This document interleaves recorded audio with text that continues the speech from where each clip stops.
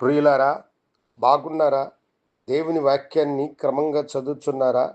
ప్రార్థించుచున్నారా? నేటి ధ్యాన వాక్యము 91వ కీర్తన 3వ వచనం.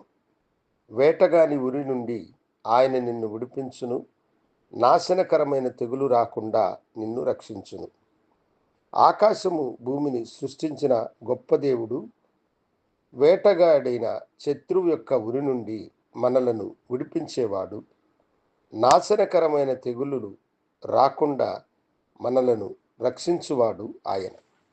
అవును దేవుని బిడ్డలారా, మన శత్రువైనటువంటి సాతానుడు బోయవాడు పిట్టల కొరకు, అడవి మృగముల కొరకై ఉరిలి ఒగ్గి వాటిని పట్టి సంహరించుటకు చూస్తాడు.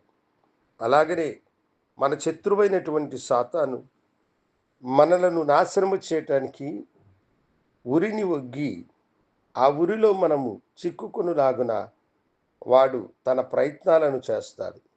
అయితే గొప్ప దేవుడు ఆ యొక్క వేటగాని ఉరిలో నుండి మనలను విడిపించేవాడు. నాశనకరమైన తెగులు మనలను సమీపించకుండా ఆయన మనలను కాపాడువాడు, రక్షించువాడు. అవును, సాతానుడు మీ కాళ్ళను చిక్కించాలని ప్రయత్నం చేస్తాడు. మీకు ఉరి ఒగ్గుతాడు. ఆ ఉరిలో నుండి గొప్ప దేవుడు మిమ్మలను కాపాడి సురక్షితంగా మిమ్మలను ఆయన దీవించువాడై ఉన్నాడు. నాశనకరమైనటువంటి తెగుళ్ళు ఏవి కూడా రాకుండా దేవుడు నిన్ను రక్షించు. ఇప్పుడు ఈ భూమి మీద మనుష్య జాతి పుట్టినది మొదలుకొని ఇప్పటి వరకు కని విని ఎరగనటువంటి భయంకరమైనటువంటి వైరస్ రోగాలు పెరిగిపోవడము మనం చూస్తూ ఉన్నాం. ప్రపంచం ఎప్పుడు అనుకోనటువంటి కరోనా అనేటువంటి వైరస్ 2019లో ఈ ప్రపంచంలో ప్రవేశించి ప్రపంచాన్ని ఆ వైరస్సు కట్టి పడివేయడము మనకందరికీ తెలిసింది. అలాంటి నాశనకరమైనటువంటి తెగుళ్ళు ఈ భూమి మీద సంభవించినప్పుడు ఆ తెగులును దేవుడు నిన్ను సమీపించకుండా, ఆ తెగులు నీకు తగలకుండా ఆయన నిన్ను కాపాడేవాడు, నిన్ను రక్షించేటువంటి వాడు. ఆయనకు అసాధ్యమైనది ఏది లేదు. దేవుడు తన ప్రజలను కాపాడి తన ప్రజలకు ఆశ్రయుడుగా ఉండి రక్షించువాడు ఆయన. అప్పట్లో మనుషులు ఎన్నో జాగ్రత్తలు తీసుకున్నారు.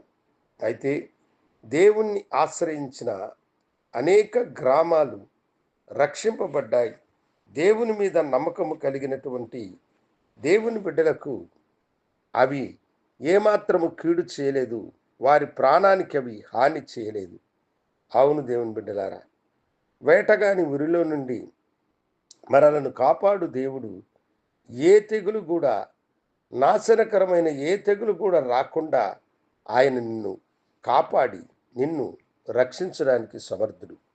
కనుక భయపడకండి, భయముతో వణికిపోకండి. ఈ లోకములో ఎలాంటి భయంకరమైన వ్యాధులు చెలరేగినా గొప్ప దేవుడు మీకు తోడుగా ఉండి మిమ్మలను రక్షించి కాపాడేవాడు. ఆయన అందుకే ఈ లోకానికి వచ్చినాడు. మానవాళి కొరకై, మానవులను రక్షించడానికై, శత్రువైన సాతాను చేతుల నుండి వారిని విడిపించడానికై ఆయన కల్వరి శిలువలో తనను తాను సమర్పించుకొని ప్రాణం పెట్టి తిరిగి లేచిన గొప్ప దేవుడు. ఆ ప్రభువుని మీరు ఆశ్రయించండి. ఏ తెగులు మిమ్మలను సమీపించదు, ఏ తెగులు మీ దరిదాపులకు చేరదు. గనుడా, నీ బిడ్డల గృహాన్ని నీ దివ్యమైన కరములకు సమర్పిస్తూ ఉన్నాను.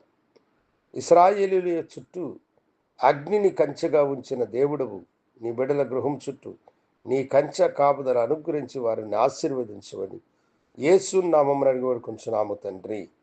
ఆమేన్. శుభోదయం. ప్రభు మిమ్మల్ని దీవించును గాక. ఆమేన్.